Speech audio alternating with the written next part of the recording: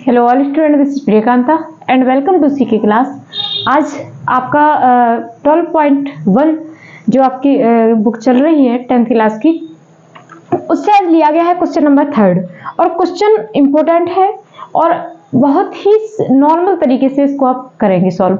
तो क्वेश्चन कह रहा है कि एक घड़ी कि मिनट की जो सुई है आपको पता होना चाहिए। यहाँ पे एक घड़ी बनाई गई है, इसमें एक जो सबसे लंबी सुई दिखाई दे रही है वो है आपकी मिनट की सुई, और ये मोटी सुई दिख रही है ये घंटे की सुई है, और इसके बीच में जो बहुत पतली सुई दिख रही है वो आपकी सेकंड की सुई है।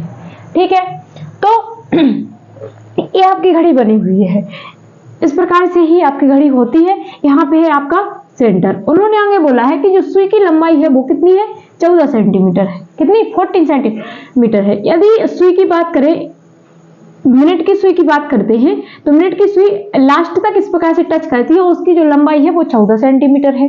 तो यदि इसको हम एक वृत्त मान लें, ये मान लें कि ये है इसकी सुई, यहाँ पे यदि टच करती है मिनट की सुई तो इसकी जो लंबाई होगी वो 14 सेंटीमीटर की होगी। यदि एक वृत्त की बात हो रही हो, यदि बात हो रही हो एक वृत्त की, घड़ी के आकार जैसा ही एक वृत्त होगा, तो ये होता है उसका सेंटर, और मिनट की सुई की जो लंबाई है 14 सेंटीमीटर है, यानी कि आप ये कह सकते हो क्या कि 14 सेंटीमीटर इसकी त्रिज्या है।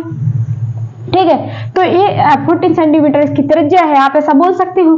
अब आगे क्वेश्चन कह रहा है कि ठीक है, आगे उन्होंने बोला है कि सुई द्वारा 5 मिनट में रचित क्षेत्रफल ज्ञात करो। 5 मिनट में, तो 12 बजते हैं यहाँ, जैसा कि आपको यहाँ दिख रहा होगा। 5 मिनट की सुई, जो मिनट की सुई है, जब 5 मिनट चलेगी तो यहाँ से यहाँ तक चल जाएगी, यहाँ से लेकर के यहाँ तक 5 मिनट सुई चल जाएगी मिनट की सुई। तो उन्होंने बोला है कि जैसे कि यहाँ 12 बजा हुआ है और 5 मिनट यदि सुई चलानी है तो 5 मिनट यहाँ तक चलेगी, तो 5 मिनट मेरा क्षेत्रफल निकालना है। तो आपने क्या किया, 12 और यहाँ से लेके 5 मिनट यानी 1 तक, और यहाँ पे जो एरिया, इसका एरिया आपको निकाल के देना है, यानी कि सुई के द्वारा 12 बजे पहले और फिर किसी भी नंबर से के 2 के बीच में लेना है। जैसे कि 1 और 2 के बीच में भी ले सकते हो, क्योंकि 5 मिनट चलाना है सुई को।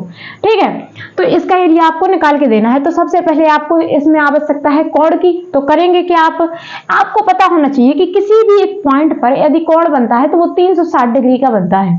एक बिंदु पर यदि कोण बने, यहाँ पर यदि कोई कोण बनेगा तो कुल मिलाकर जो कोण बनेगा वो बनेगा 360 डिग्री का, और आपको निकालना है इतना सा कोण।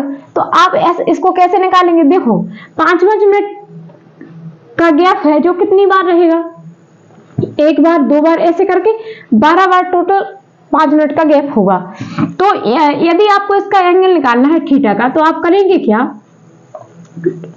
कुल मिलाकर 360 डिग्री का एंगल बनता है, और कितने खंड है, 12, जिसमें से 1 का निकालना है। ठीक है, तो थीटा की वैल्यू निकल आएगी, 12 से 1 कट करेंगे तो 30 डिग्री। थीटा की वैल्यू कितनी निकल आई, 30 डिग्री। एक जो हमारा बन रहा है त्रिज्य खंड 5 मिनट की दूरी पर, वो थीटा की वैल्यू उसमें 30 डिग्री हो जाएगी। तो आपको मिला क्या क्या, आपको मिल गया थीटा की वैल्यू 30 डिग्री। ठीक है, और त्रिज्या आपको दी गई है 14 सेंटीमीटर। 14 सेंटीमीटर। ठीक है, और उन्होंने बोला है आपको एरिया निकालना है। तो आपको पता होना चाहिए कि एक वृत्त बनता है इस प्रकार। तो ये जो बना है, उन्होंने बोला है 5 मिनट में जो एरिया निकालना है आपको, वो बन गया एक त्रिज्य खंड। तो त्रिज्य खंड का एरिया निकालना है, तो क्या होता है त्रिज्य खंड का एरिया, थीटा बटे 360 पाई आर स्क्वायर, इसी प्रकार से होता है। ठीक है, तो थीटा की वैल्यू आपकी हो गई 30, 360 अपॉन में आ जाएगा, इंटू पाई की वैल्यू होती है 22/7। जब तक कि 3.14 नोट में दी ना जाए तब तक आपको रखना है, यही रखनी है 22/7, और आपका आएगा 14 यानी कि 14 गुणा में 14। 7 से 14 को काट देंगे, 2 बार में कट जाएगा। ठीक है, यहाँ 0 से 0 कट जाएगा, 3 से 1 बार और 2 बार, यानी कि 12 बार में 36 कट जाएंगे। 12 को कट कर सकते हो आप चाहो तो, या फिर आप लिख सकते हो 1/12 इंटू 22 इंटू 2 इंटू 14। ठीक है, आप फिर से कट कर सकते हो इसको, 2 से कट करोगे 6 बार कट जाएगा। ठीक है, फिर 2 से कट करोगे 3 बार कट जाएगा, ये आ जाएगा 3 बन जा 3, यानी कि 2 से फिर से कट हो जाएगा ये, सो 11 आ जाएगा। अब आया आपके पास 11 इंटू 14 अपॉन में 3।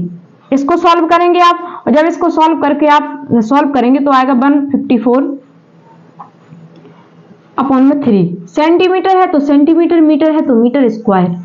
स्क्वायर में क्यों? क्योंकि क्षेत्रफल की बात हो रही है तो हमेशा इकाई जो होती है वो स्क्वायर में आती है। तो इस प्रकार से आपका हो गया एक क्वेश्चन सॉल्व। ठीक है, तो आई होप आपको ये क्वेश्चन समझ में आया होगा। इसी प्रकार से आपको सॉल्व करना है, अच्छे तरीके से उसको आपको नोट भी करना है। तो आई होप आपको ये क्वेश्चन समझ में आया होगा, इसे नोट जरूर किया करें। वीडियो अच्छी लगे तो वीडियो को लाइक करना, शेयर करना और हमारा चैनल सीके क्लास को सब्सक्राइब करना मत भूलना। Thank you.